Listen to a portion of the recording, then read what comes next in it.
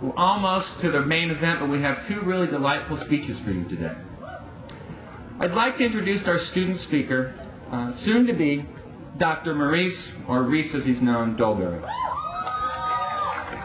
Reese is an EDD student specializing in multicultural education. He's an exceptional student known for his academic prowess, a strong advocate for social justice. He's funny, he's witty, he drives a huge motorcycle, I've seen it. He's a student with a vision, and I'm really eager to hear his message to you, our graduating class.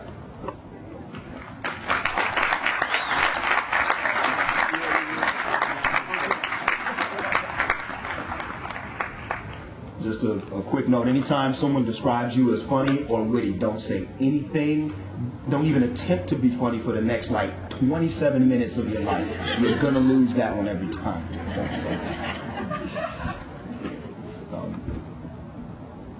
You said I got 5 minutes. Y'all, you've been in class with me before. You know, if I raise my hand, that's 8 minutes minimum. I have no idea how I'm going to do this, but I'm going to do it because Dean Stricker said that the band will start playing at 4:59 or whatever. Let me do this first. Congratulations to the class of 2014.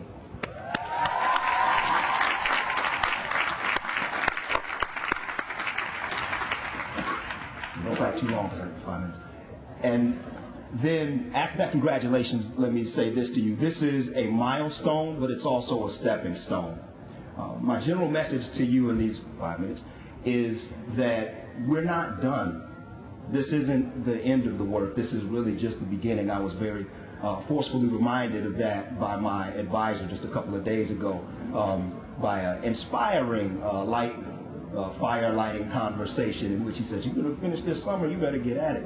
You are not done." So I take my own experience and apply that, and I thank her for her inspiration there. But I also challenge you the same thing again. We're not done.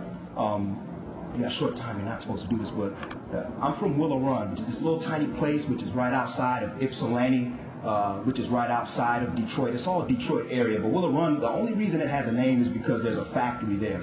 And that factory was the largest GM plant in the world for a long time. World War II, it was repurposed, just as most of our factories were. It became a place that made bombers. And so something important happened at that factory. In the threat of this entire world war, the women, we call them the Rosie the Riveters, the women who had to go to work and do the so-called man's work while men went off and fought wars, went to work at this factory. And at that factory, they refused to work until they were paid 75 cents an hour. The reason why that's important is because that's the exact same 75 cents that a man would have been paid to do that job, to put the rivets into the B-24 bombers that were produced in Willow Run. So I'm from an area, I'm from a place that is known for fighting and meeting challenge. And we found this interest convergence in the idea of this bigger war. We found a place where we could enact and engage in this social justice. These women, they named what the challenge was, this inequity. And they went about challenging it, and they went about changing policy. I'm going to go here, sports analogies. Being from Michigan, all my favorite teams have either Michigan or Detroit across the jersey. I'm a Miami Heat fan too. Let me slide on that. I lived in Florida for a long time. But all of my favorite teams come from Michigan. So I moved to Seattle. I'm not a fan of any of the Seattle teams. They're most of them. What? That's my time. Thank you. None of them tend to be good enough for me to actually worry about them.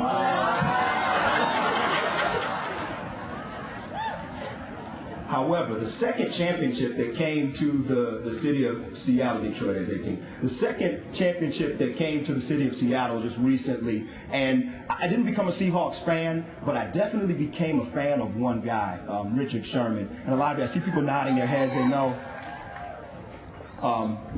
He got really popular really quickly. And so what happened is, of course, so in the NFC Championship, the game before the Super Bowl, the Seattle Seahawks are playing their big rival, and he makes this incredible play, a play that only a phenomenal athlete, someone who understands the game, can make. And after he makes this play, literally like 10 seconds afterward, this is against their division rival. This is San Francisco, who I learned y'all don't like. So it's against San Francisco to go to the Super Bowl. They put a microphone in front of his face, and this young 25-year-old black man with dreadlocks from Compton, California, the first thing he does is hit himself on the chest, and he's like, well, I'm the best quarterback in the game. And I said, oh, this is going to get good. This is going to get real good. But he named who he is. He said, I'm the best cornerback in the game. I'm going to own this. And the next thing he said is, when you try me with a sorry receiver like Crabtree, that's the result you're going to get. So he named what the challenge was. The immediate challenge was that he faced. And he said, I'm going to take down that challenge. And he said, I'm equipped to do it because I'm the best cornerback in the game.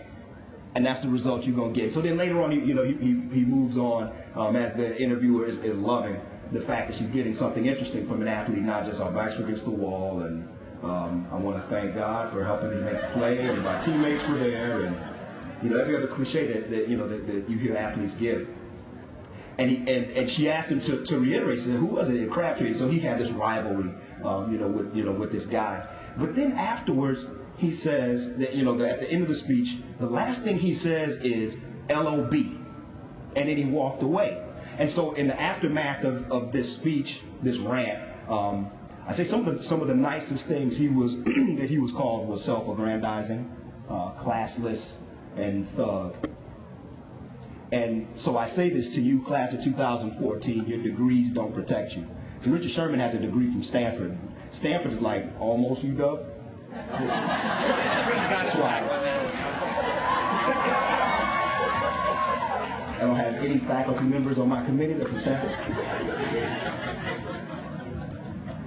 But even though this young man has this, he's got a degree, and the NFL called him out of his master's program, and the Seattle Seahawks came calling and said, we want you to play cornerback. Otherwise, he would have got a master's as well. Your degrees won't protect you, because when there are systems that are unequal, right? When there's social inequity, your qualifications may not matter, your degrees may not matter. It's going to matter who you are, and it's going to matter how hard you fight.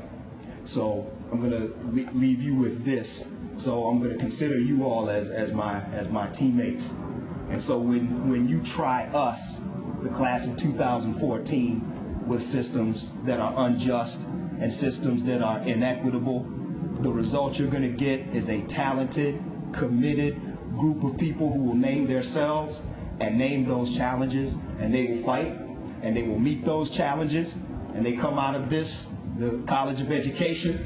So I will leave you with these 3 letters before I thank everybody. COE.